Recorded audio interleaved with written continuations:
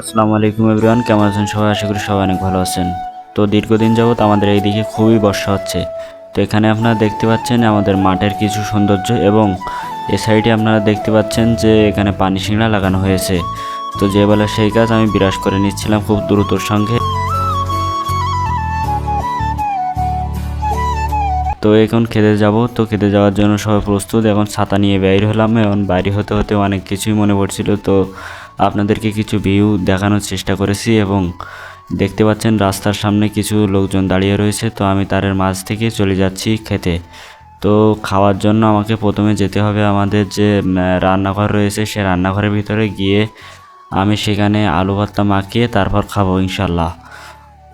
তো কথা বলতে বলতে আমি চলে গেলাম যে আমাদের রান্নাঘর রয়েছে তার ভিতরে। তো রান্নাঘরে যেতে যেতে একটি দুর্ঘটনা ঘটে, আপনারা সকলে দেখতে পাবেন। তো আমি এখানে ঢুকতেছিলাম, ঠিক তখনই আমার ছাতাটা এখানে বেঁধে যায় এবং পড়ে যাচ্ছিলাম, একটুর জন্য বেঁচে গেলাম। তো যাই হোক, ছাতাটা ওখানে রেখে দিলাম। এখন রেখে আমি আলু ভর্তা মাখানোর জন্য আলু এক এক করে পাত্রের ভিতরে তুলতে লাগলাম।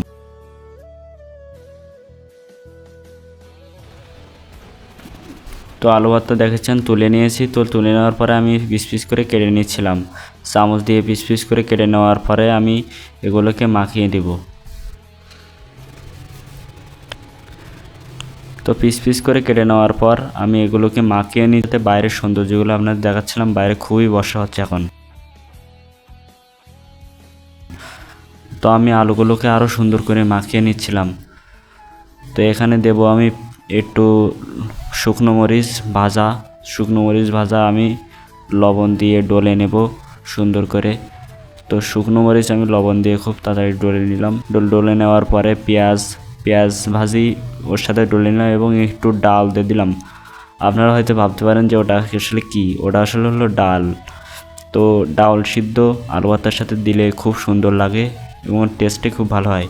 তো আমাদের এখন যেহেতু 5 জন রয়েছি, তো 5টা ভাগ করতে হবে। তো আমি 5টা ভাগ করে নিলাম। তো যেতে যেতে আপনাদের দেখলাম আমাদের যে ভিউগুলো রয়েছে।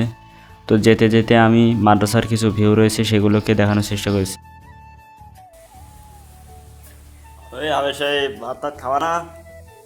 তো এটা হচ্ছে আমাদের বড় ভাই, এ আমাকে কোনোদিন ঘুম পড়তে দেয় না। তো আমিও আজকে তাকে জ্বালালাম।